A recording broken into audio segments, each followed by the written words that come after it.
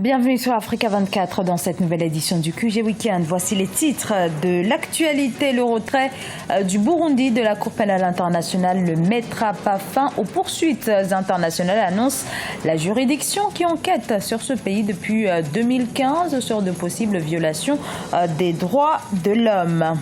Le combat contre Boko Haram se poursuit. La grande offensive Gama Aiki lancée en juin 2016 par la force multinationale mixte rencontre ses premiers succès. Puis la Côte d'Ivoire qui reçoit l'appui du Fonds monétaire international pour son plan national de développement, un soutien de 674 millions de dollars. Le retrait annoncé mercredi du Burundi de la Cour pénale internationale n'aura aucun effet sur les enquêtes internationales déjà engagées. Officiellement, la CPI ne pourra plus enquêter sur sa propre initiative au Burundi, mais le Conseil de sécurité de l'ONU peut l'y autoriser, comme ce fut déjà le cas pour le Darfour en 2005 et la Libye en 2011. Siam Le Victoria Sedji. Le vote d'un projet de loi relatif au retrait du Burundi de la Cour pénale internationale n'aura pas forcément des influences sur les poursuites internationales déjà initiées contre le pays. À mesure que les tractations s'accélèrent, des spécialistes rappellent que des personnalités pourraient toujours être poursuivies, même après un retrait total de l'instance internationale. Accusée par Bujumbura de faire pression sur les chefs d'État africains, la Cour pénale internationale se retrouve dans le viseur du régime du président Pierre Nkurunziza. Le pays, qui se dit acculé par des dizaines de rapports d'organismes internationaux, a proposé à l'Assemblée nationale et au Sénat le projet de loi sur son retrait de la Cour pénale internationale. Les deux institutions ont été favorables à la proposition de l'exécutif. Le Burundi constate que la Cour pénale internationale est devenue un instrument de pression sur les gouvernements des pays pauvres ou un moyen de les déstabiliser. Le constat amer est que depuis la création de la Cour pénale internationale, seuls les ressortissants des pays africains ont été traduits devant la Cour comme si le reste du monde était à l'abri des crimes poursuivis devant elle. Selon le statut de Rome, le retrait d'un État ne prend effet qu'un an après la réception de sa notification. Et même si en cas de retrait, la Cour pénale internationale ne pourrait plus enquêter d'elle-même, l'aval du Conseil de sécurité onusien suffit pour relancer les poursuites, comme ce fut respectivement le cas au Darfour et en Libye en 2005 et en 2011. Voir le Burundi se retirer de la Cour pénale internationale n'est pas rassurant. Dans un premier temps, il aurait dû attendre que les accusations de la Cour pénale internationale lui soient adressées. Ainsi, les autorités inculpées auraient pu se justifier. J'apprécie le retrait. Ceux qui l'ont refusé l'ont fait de leur choix. Mais nous apprécions le travail que le gouvernement fait pour nous. En décidant de se retirer de la Cour de la Haye, le Burundi rappelle la proposition du président Uhuru Kenyatta. Ce dernier avait souhaité l'élaboration par l'Union africaine d'une feuille de route pour un retrait en bloc de la juridiction internationale. C'était lors du 26e sommet de l'Union africaine en janvier 2016, un projet qui suscite de nombreuses interrogations sur les rapports de force entre l'Afrique et la Cour pénale internationale, financée à 70% par l'Union européenne. Le fonds souverain libyen perd son procès contre la banque d'affaires américaine Goldman Sachs. La Haute Cour de Londres a rejeté la demande d'indemnité de LIA qui réclamait le remboursement de près de 1,2 milliard de dollars de pertes occasionnées par des investissements hasardeux réalisés entre 2007 et 2008. Investissements réalisés suite aux recommandations de Goldman Sachs. L'opération Gama Aiki de la force multinationale mixte a pour objectif de détruire les bases de Boko Haram dans le bassin du lac Tchad. 5 mois après le lancement de cette offensive, les autorités annoncent la libération de plusieurs localités occupées par le groupe terroriste nigérian. Reportage Sadoualizé Mokhtar, correspondant au Niger. FMM, la force mixte multinationale, a connu un succès dans son combat contre le groupe terroriste Boko Haram. En réunion dans la capitale nigérienne, les ministres de la Défense et les chefs d'état-major des pays membres de la Commission du bassin du lac Tchad et du Bénin ont annoncé le succès de l'opération Gamma Aiki de la FMM. L'opération qui avait pour objectif de détruire les bases de Boko Haram dans le bassin du lac Tchad.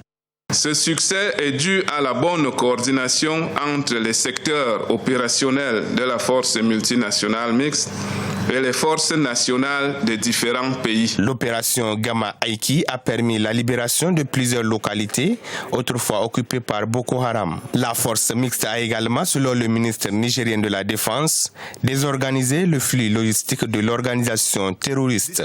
Le groupe terroriste Boko Haram a fait beaucoup de victimes ces 3 dernières années parmi les membres des forces de défense et de sécurité et les paisibles citoyens des pays membres de la CBLT. Les actes barbares et criminels de ce groupe ont également eu un impact négatif sur les activités socio-économiques de la sous-région. Mais depuis le dernier sommet des chefs d'État et de gouvernement de la CBLT tenu à Abuja le 11 juin 2015 qui a insufflé une dynamique nouvelle à la force mixte multinationale, des résultats appréciables ont été enregistrés dans la lutte globale contre Boko Haram. Ce succès de la force mixte multinationale intervient alors qu'au Nigeria, 21 lycéens de Chibok faisant partie du groupe de 270 jeunes filles enlevées dans le nord-est du pays en avril 2014 par les islamistes de Boko Haram ont été libérés.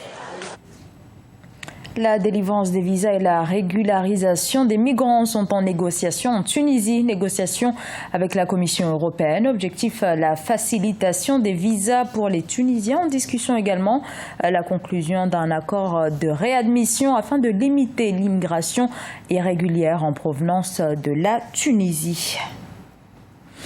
Les autorités ivoiriennes et le Fonds monétaire international sont parvenus à un accord préalable, un accord sur un programme économique de 3 ans visant à soutenir le PND, le Programme national de développement. Entre 2016 et 2020, ce programme de l'État ivoirien vise entre autres à aider l'industrialisation de l'économie ivoirienne par le secteur privé. Deogracias Podo. La Côte d'Ivoire et le Fonds monétaire international sont parvenus à un accord pour la mise en œuvre d'un nouveau programme triennal 2017-2019. Les ressources qui seront mobilisées pourraient permettre aux autorités de soutenir les principaux objectifs du Plan national de développement couvrant la période 2016-2020. Ce programme prévoit une croissance inclusive et durable en mettant l'accent sur la transformation structurelle et l'amélioration du niveau de vie des populations. La Côte d'Ivoire enregistre une forte croissance. Alors, les retombées de ce préaccord seront assez considérables. Le gouvernement s'est engagé à mettre en œuvre des mesures au niveau donc, de la surveillance des entités publiques. Il faut aussi maîtriser les risques budgétaires et améliorer la gestion de la dette et la restructuration des banques publiques. Il y a un vaste mouvement de privatisation bancaire qui est en cours. Cela va aussi améliorer le climat des affaires. La croissance du produit intérieur brut réel est projetée à environ 8% pour l'année 2016 et le déficit budgétaire devrait se creuser à 4% du PIB d'ici la fin de l'année. Grâce au programme économique triennal avec le FMI, Abidjan bénéficiera de 2 accords, l'un au titre de la facilité élargie de crédit et l'autre au titre du mécanisme élargi de crédit, le tout pour un montant d'environ 674,3 millions de dollars. Les autorités se sont engagées à mettre en œuvre l'extension de la surveillance des entités publiques, la maîtrise des risques budgétaires, l'amélioration de la gestion de la dette, la restructuration des banques publiques et l'amélioration du climat des affaires. Le déficit budgétaire de l'État devrait converger autour de 3% d'ici à 2019. L'État s'est engagé sur de grands projets d'infrastructure sur la base de ses prévisions de production de cacao. Donc, ce qui veut dire que si ces productions-là ne sont pas atteintes, ça risque de jouer sur la balance commerciale et on risque d'avoir une balance commerciale déficitaire. Je pense que ce sont des mesures qui sont nécessaires pour pouvoir rassurer les partenaires financiers et surtout poursuivre la croissance économique de la Côte d'Ivoire. La croissance économique de la Côte d'Ivoire devrait demeurer forte et se situer autour de 7,7% en moyenne sur la période 2017-2019. Selon les experts, en mettant en œuvre ces différents programmes de développement, la Côte d'Ivoire sera en mesure de créer de l'espace budgétaire pour davantage d'investissements en infrastructures et de dépenses sociales, accroître les investissements publics et privés et établir une résilience face aux éventuels chocs économiques. Le Rwanda se dote d'un système de livraison de sang par drone. La base de ces drones inaugurée ce vendredi est établie à Muhanga dans l'ouest du pays. Il servira à livrer des lots de sang dans 21 cliniques du pays.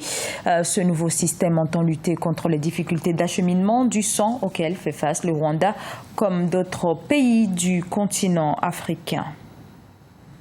Ce journal a été réalisé par l'ensemble de la rédaction. Nous vous remercions pour votre fidélité. Dans un instant, une nouvelle édition de l'actualité sur Africa 24.